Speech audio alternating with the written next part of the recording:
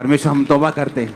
कहता मैंने प्रीच भी नहीं किया, मैंने तुम्हें बताया भी नहीं कि ये करो। कहता लोग, इतनी प्रेजेंस थी, इतनी परमेश्वर की हुजूरी थी, इतनी ग्लोरी थी वहां। इसलिए परमेश्वर ने कहा है, ना बल से ना शक्ति से, बल्कि मेरी आत्मा के द्वारा। कई बार आप अपनी लाइफ में बल लगाते हैं, जोर लगाते हैं, आप अच्छे हैं, आप टैलेंटेड हैं, पढ़े लिखे हैं, you are doing everything good, आप सब कुछ ठीक कर रहे हैं, आप किसी का नुकसान नहीं कर रहे, आप लालची नहीं हैं, लेकिन फिर भी वो ग्रोथ नहीं है, फिर भी वो ब्लेसिंग नहीं है। क्यों? क्योंकि परमेश्वर को कॉल कर रहा है नेक्स्ट लेवल पर उसके साथ मिलने के लिए। कि आपकी मेहनत का लेवल नेक्स्ट होना चाहिए, अगला लेवल होना चाहिए।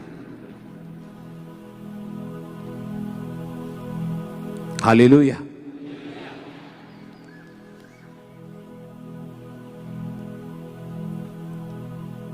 आज दुनिया की एक सैड चीज ये है कि जो रियल परमेश्वर के लोग हैं, जब मैं मसीह में बिल्कुल नया था, मेरी लाइफ में ये एक, आप लगा लो कि कुछ भी लगा लो, ये चीज रही कि मेरी लाइफ में जो रियल प्रॉफिट्स मुझे मिले हैं, उनके नाम के आगे प्रॉफिट नहीं लगता। मेरी लाइफ में पर्सनली, मैं किसी को नहीं जानता हूं, मेरी लाइफ में बात कर रहा हूं। एक बहन होती थी हमारे टीम में, और वो हमेशा उपवास में रहती थी। हर हफ्ते 3 दिन रात के उपवास और साथ में दिन के उपवास। हर हफ्ते एवरी वीक। एक दिन उसने, क्योंकि उसके पास मेरा नंबर नहीं था, उसने एक मेरे साथी को बताया था कि मैंने इसकी लाइफ में, मेरी बात कर रही थी, कि एक बदलाव को देखा है। एग्जैक्टली बताया था क्या, और दुनिया का कोई आदमी वो चीज नहीं बता सका था। वो एक लौती औरत थी जिसने बताया था।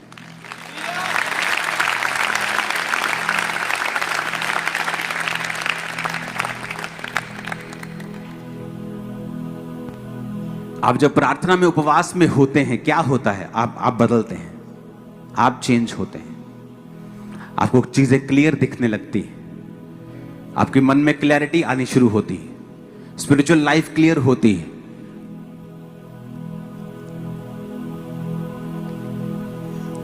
गलातियों 5 उसकी 16 में लिखा है, कहता, पर मैं कहता हूं आत्मा के अनुसार चलो, तो शरीर की लालसा तुम किसी रीति से पूरी ना करोगे। हालेलुया। अपने पड़ोसी से बोलो, आत्मा के अनुसार चलो। फिर से बोलो, तो तुम शरीर की इच्छा किसी रीति से पूरी ना करोगे। क्योंकि शरीर आत्मा के विरोध में और आत्मा शरीर के विरोध में लालसा करता है। ये एक दूसरे के विरोधी हैं, इसलिए कि जो तुम करना चाहते हो वो ना कर पाओ। यदि तुम आत्मा के चलाए चलते हो तो व्यवस्था के अधीन न रहे। शरीर के काम तो प्रकट हैं, व्यभिचार, गंदे काम, लुचपन, मूर्ति पूजा, टोना, बैर, झगड़ा, ईर्ष्या, क्रोध, विरोध, फूट, विधर्म। क्या कहा उसने? कहता आत्मा के अनुसार चलोगे तो शरीर की इच्छा कभी भी पूरी नहीं करोगे। कोई हिलना मत, ओके? ये हिलने की बीमारियां छोड़ दो, वहीं खड़े जो करना करी जाओ। अपने पड़ोसी को बोलो शरीर के अनुसार नहीं चलना है। अच्छा, प्रॉब्लम क्या है मैं बताता हूं। प्रॉब्लम शैतान नहीं, प्रॉब्लम शैतान, पर आपने शुरू से सुना है, अच्छा पादरी साहब करिए, वो शैतान ने करता, अल्लाह शैतान ने करता। शुरू से क्या सिखा रहे हैं हम लोगों को? क्या कर दिया? किसने कर दिया?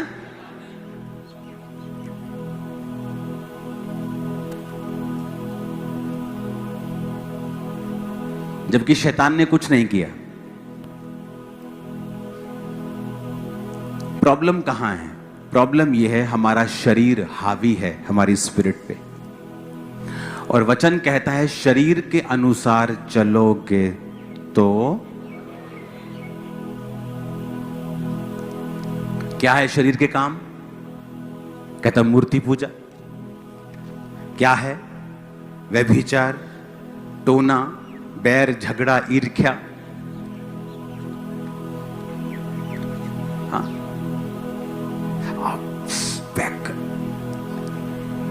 पैग गलांदा दिल कर, बियर, सिगरेट। जैसे कोई मेरे आसपास सिगरेट पीता है ना यार, मेरी तलब जाग जाती। कुछ चैनिंग खैनिंग खा रहा है ना तो मेरा दिल करता है मैं खाऊं। ये क्या है? शरीर का क्या है ये? और जीसस ने सीधा कहा, अगर आत्मा से शरीर के कामों को खत्म करोगे तो जियोगे। कौन सी जिंदगी? जीसस वाली, इज्जत वाली, ऑनर वाली, ताकत वाली, चंगियाई वाली, छुटकारे वाली, आशीष वाली। मैं आपको बता रहा हूं। तो मैंने शुरू से सीखा है कि अगर मेरा शरीर मैंने कंट्रोल में कर लिया, इच्छाएं कंट्रोल में कर ली, अभिलाषाएं कंट्रोल में कर ली, तो सब कुछ मेरे कंट्रोल में। अब वो कंप्लेंट करने के, पास्टर्स कई कंप्लेंट करते हैं, हमारी चर्च मेरी बात नहीं सुनती, मेरे वॉलंटियर।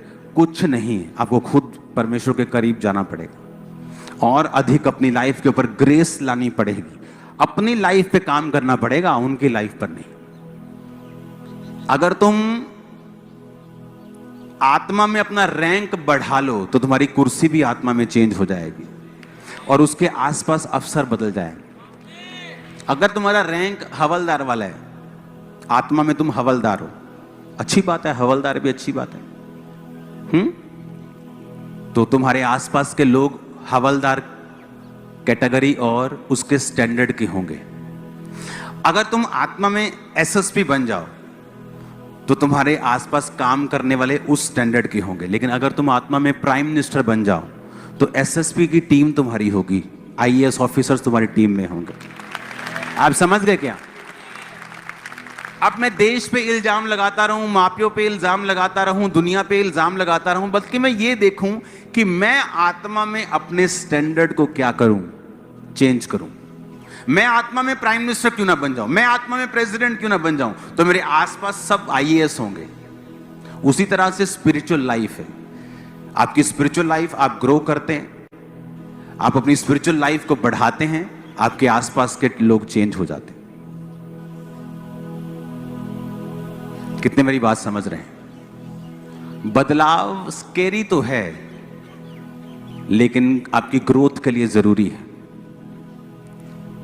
आप फास्टिंग करना शुरू कर देंगे, आप प्रार्थना करना शुरू कर देंगे, कई बार जो लोग आपके करीब हैं आप उनसे कट जाएंगे कई बार, क्योंकि वो आपके लिए फ्रूटफुल नहीं है। लेकिन आप नहीं कर सकते। लेकिन जैसे ही आप प्रभु में मेहनत करना शुरू करते हैं, वो काम अपने आप शुरू होते हैं। एक फोर्स पीछे लगती है आपके। वो फोर्स कोई पैदा नहीं कर सकता, आपके अंदर से नहीं आती, वो परमेश्वर की ओर से आती है। और जब आप प्रभु के करीब जाते हैं तभी वो आती है। आपके अंदर ताकत नहीं है ऐसा करने की, मैं आपको बता देता हूं। आपके अंदर कुव्वत नहीं है कि आप उस चीज को हैंडल कर सको। लेकिन जैसे आप प्रभु के करीब जाएंगे, वो आपको पीछे से धक्का देगी और आप अपने आप को उस काम को करता हुआ पाएंगे। परमेश्वर ने कहा, शरीर आत्मा के विरोध में और आत्मा शरीर के विरोध में। 3 दिन रात से कुछ खाया तो नहीं? मेरे तो थर्सडे से भी डे के फास्ट थे, तो कोई फर्क नहीं लग रहा, सिर्फ वेट कम हो रहा है। हालेलुया। और कुछ नहीं कम हो रहा। हालेलुया। तो मैंने अपनी लाइफ में जब भी बदलाव देखा है, ये परमेश्वर की ओर से आया है। मेरे चाहने से नहीं आया, मेरे सोचने से नहीं आया, मेरे करने से भी नहीं आया। जबकि मैं पहले जब तक मैं परमेश्वर की प्रेजेंस में जाके मैंने ग्रेस नहीं मांगी। हालेलुया। आत्मा शरीर के विरोध में, शरीर आत्मा के विरोध में। आज इंटरनेट इतना डेंजरस बन गया है कि आपको ब्लू फिल्म देखने के लिए अब पॉर्न साइट्स पर भी जाना नहीं पड़ेगा। आपको सब ये सोशल मीडिया पे मिल जाएंगे, आधे नंगे, पौने नंगे, ये आपको मिल जाएंगे बड़े आराम से। और ये नॉर्मल हो रहा है। आप देख रहे हो, जो नंगापन पहले कहीं स्पेशल साइट्स पे दिखाते थे, अब वो नॉर्मल हो रहा है। शैतान उसे नॉर्मल करने की कोशिश कर रहा है। क्यों? वो चाहता है कि लोग व्यभिचार में शरीर में रहें। जब वो शरीर में रहेगा वो आपका नाश करेगा। पहले जैसी बीमारियां जितनी थी उससे 10 गुना बढ़ गई। किसी किसी को कैंसर निकलता था, अब देख लो क्या हाल है। अब छोटे बच्चे भी हैं इसमें। अगर जब पाप बढ़ेगा, अंधेरा बढ़ेगा, अगर आप शैतान की ज्यादा ग्लोरी करेंगे तो वो आपको अपनी चीजें भी देगा। चर्च में इतने मिरेकल्स नहीं होते थे क्योंकि जब अंधेरा बढ़ा तो रोशनी अधिक चमक रही, वो ज्यादा लग रही क्योंकि अंधेरा बढ़ रहा है। तो परमेश्वर ने कहा अगर तुम कुछ चाहते हो जो नहीं हो रहा तो मैं आत्मा में चलने की जरूरत होगी। आत्मिक व्यक्ति सब कुछ चेंज कर लेगा लेकिन अपनी प्रेयर लाइफ को नहीं बदलेगा, बाइबल रीडिंग को नहीं बदलेगा, फास्टिंग को नहीं बदलेगा। उसे पता है मेरी लाइफ में जो मुझे चाहिए, मुझे पहले जीसस के करीब जाना पड़ेगा, मुझे समझना पड़ेगा, मेरी स्पिरिचुअल आईज ओपन हो ताकि जब परमेश्वर मुझे कोई मैसेज दे मैं उसे सुन सकूं। बच्चे के टीका लगाते देखा कभी डॉक्टर को? छोटी सी सुई होती, चुप चुप, उन्हें पता भी नहीं लगता न्याणे जद वो रोंदा नैपकिन सुट देंगे। देखी ना वीडियो, और नैपकिन डॉक्टर बच्चा टीका लगा के फ्री। डंगरां दे देखिया टीका लगता कभी? कितना लगता टीका डंगरां दे? हैं आ बड़ा सूआ पटक तो डंगर भी आराम ना देखता पीछे। इतनी मोटी चमड़ी, उसको फर्क नहीं। जीसस ने कहा मेरे राज्य में प्रवेश करना चाहते हो तो बच्चों की तरह रहो। तुम्हारी चमड़ी इतनी मोटी ना हो कि मुझे बड़ा टीका लगाना पड़े तुमको।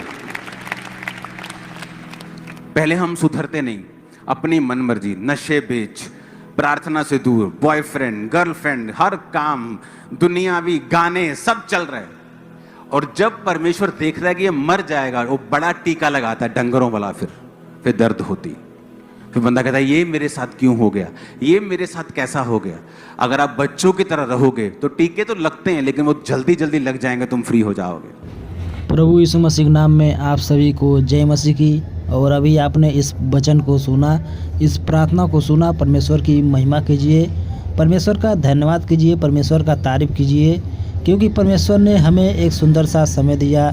इस दिन को हमें परमेश्वर ने बचा कर रखा है। जो कि इस समय घटना हो रही है दुनिया के अंदर, और इन सब चीज़ों से परमेश्वर हमें बचा कर रखा है। परमेश्वर का महिमा कीजिए, परमेश्वर का धन्यवाद कीजिए, परमेश्वर का तारीफ कीजिए।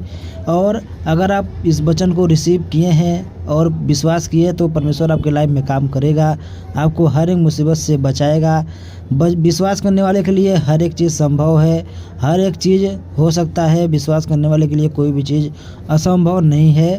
जो लोग विश्वास करेंगे, जो लोग विश्वास में बने रहेंगे, परमेश्वर उनके लाइफ में काम करेगा, उनको हर एक बीमारी से, हर एक प्रॉब्लम से बचाएगा, हर एक शैतानी आत्माओं से बचाएगा, हर एक कर्जे से मुक्त करेगा। विश्वास करने वाले के लिए हर एक चीज़ संभव है। परमेश्वर विश्वास करने वालों के साथ हमेशा सही काम करता है। जो लोग विश्वास नहीं करते हैं उनके लाइफ में काम नहीं होता है और वो लोग निराश हो जाते हैं, परेशान हो जाते हैं, बोलते हैं कि परमेश्वर मेरा नहीं सुन रहा है, परमेश्वर मेरे जीवन में काम नहीं कर रहा है। लेकिन वो लोग अपने अंदर की गलती नहीं देखते हैं कि परमेश्वर मेरे अंदर काम आखिर में क्यों नहीं कर रहा है। जब हम विश्वास नहीं कर रहे हैं तो परमेश्वर हमारी लाइफ में काम कैसे करेगा। और विश्वास करने वाले के लिए हर एक चीज़ संभव है। विश्वास करने वाले के लिए हर एक चीज़ हो जाएगा, जो वो चाहेगा वो हो जाएगा। परमेश्वर का इतना बड़ा यहाँ पर आशीष मिलेगा कि परमेश्वर जो आशीष देता है और जो परमेश्वर कहता है वो करके दिखाता भी है।